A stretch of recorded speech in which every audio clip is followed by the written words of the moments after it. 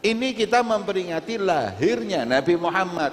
Makanya kita Ahlus Sunnah wal Jamaah nggak cuma Rabiul Awal memperingati, tiap minggu memperingati. Kenapa? Anggap bahwa Abu Lahab memperingati Maulid Nabi Muhammad dengan uang 200 juta. Maka barang siapa yang membuat peringatan Maulid Nabi modalnya di bawah 200 juta kalah sama Abu Lahab. Ya.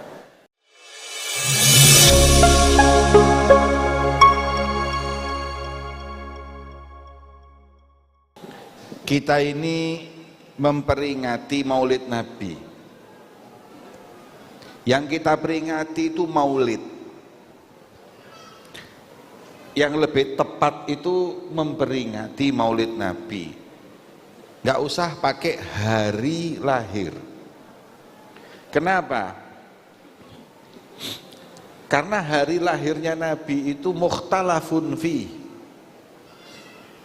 Beda pendapat ulama, ada yang bilang 8 Dzulhijjah, ada yang bilang 12, ada yang bilang 8 Rabiul Awal, ada yang bilang 12, ada yang bilang 20, ada yang bahkan di luar Rabiul Awal. Yang mujma' itu Yaumil Itsnin.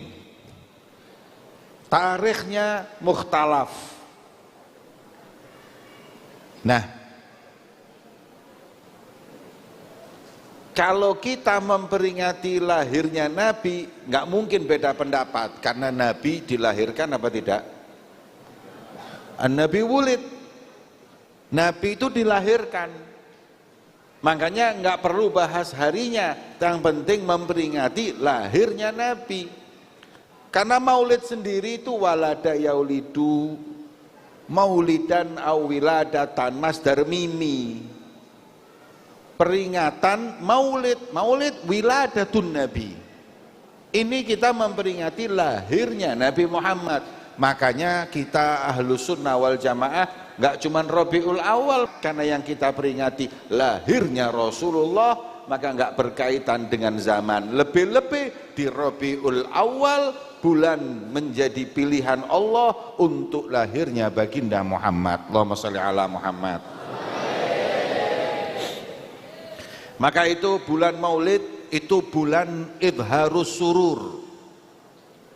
Bulan untuk kita menampakkan, menunjukkan kebahagiaan kita atas lahirnya Rasulullah. Karena bahagia atas lahirnya Rasulullah ini perintah dari Allah, qul bi fadlillahi wa bi rahmatihi fabidzalika falyafrahu. Ibnu Abbas beliau berkata, bi rahmatihi, yang dimaksud dengan rahmat di situ adalah wa ma arsalnaka illa rahmatan lil alamin, yaitu Nabi besar Muhammad. Bahagialah atas datangnya rahmat tersebut, yaitu bahagia dengan lahirnya Rasulullah. Maka bahagianya kita dengan lahirnya Nabi Muhammad, taqarruban ilallah, mendekatkan diri kepada Allah Subhanahu wa ta'ala. Maka itu hadirin,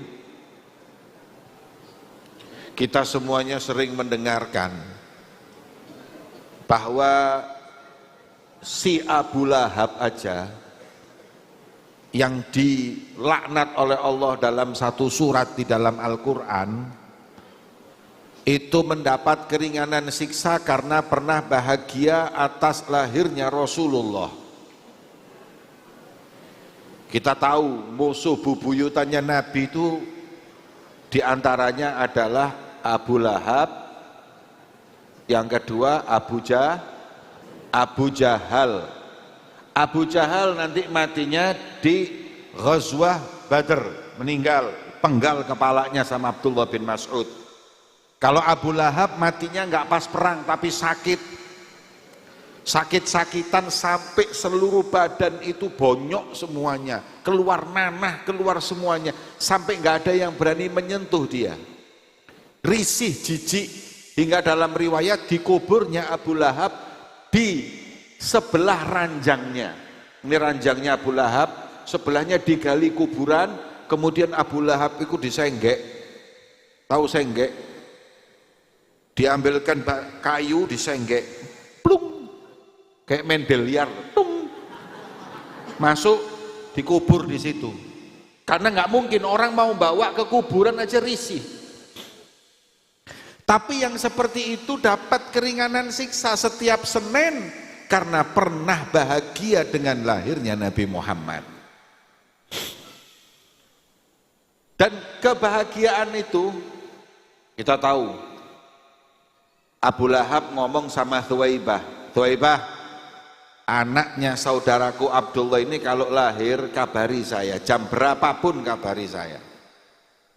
Akhirnya ketika sebelum subuh Rasulullah lahir, dibantu juga oleh Thuwaibah, setelah selesai langsung ke rumah Abu Lahab, ngetok pintu subuh-subuh, tok tok tok tok, Abu Lahab, Abu Lahab. Abu Lahab ngamuk, subuh-subuh ada tamu dibanguni, buka pintu, Thuwaibah itu langsung dimarahin. Ada apa? Pagi-pagi seperti ini kau datang kepadaku, wahai Thuwaibah. Aku melaksanakan tugas yang kau embankan kepadaku. Kau bilang, bang, kalau anak Abdullah lahir jam berapapun kabarin. Ini sekarang baru saja lahir dan aku datang memberikan kabar kepadamu. Langsung Abu Lahab yang tadinya marah berubah jadi bahagia. Makanya kalau ada anak subuh-subuh dibanguni ngamuk, ini perlu dipertanyakan, Abu Lahab ini. Ya. Subuh ditangani ngamuk-ngamuk berarti Abu Istitenono. Pokoknya santri ditangani ngamuk, Abu Lahab. Gak ada orang muslim subuh dibanguni seneng, kalau ngamuk-ngamuk Abu. Saking senengnya Abu Lahab, Thuwaibah ini langsung dimerdekakan. Dan memerdekakan budak itu harganya nggak murah loh hadirin. Saya punya teman tinggal di Mauritania, Sengkit. Kalau ulamanya namanya Sengkiti, dekat Maroko sana. Itu perbudakan di sana masih ada. Mereka cerita kepada saya, budak di Afrika itu harganya nggak murah loh. Harga budak itu persis sama harga mobil. Jadi kalau budaknya itu agak males, badannya gemuk, nggak ganteng, itu harganya kayak mobil Avanza. Berapa mobil Avanza harganya? Berapa? Nggak ngerti. Supra berapa harganya? Ini kelasnya Supra kabeh sing hadir ini. Anggap 250 juta second Avanza. Kalau lumayan harganya kayak Pajero. Pajero 500-600 juta itu budak yang lumayan. Kalau budaknya ganteng, putih, nih, itu harganya miliaran seperti mobil Rolls Royce. Mobil apa? Nyebutnya gak iso pemeni tuku.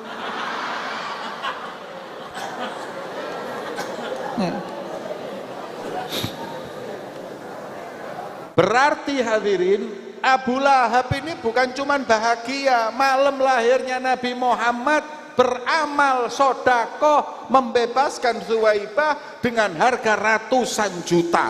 Anggap bahwa Abu Lahab memperingati maulid Nabi Muhammad dengan uang 200 juta. Maka barang siapa yang membuat peringatan maulid Nabi modalnya di bawah 200 juta kalah sama Abu Lahab.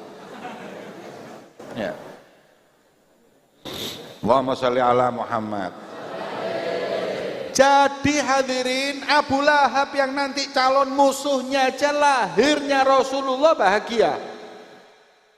Selain itu binatang juga semua bahagia. Maulid tadi dibaca, wa kullu dabatin li Quraisyin nataqat bi fasihil ibarah mu'linatan bi kamalil bisyarah. Bahwa semua hewan-hewan ternak milik orang-orang Quraisy di malam lahirnya Rasulullah bahagia atas lahirnya Nabi Muhammad. Allahumma sholli ala Muhammad.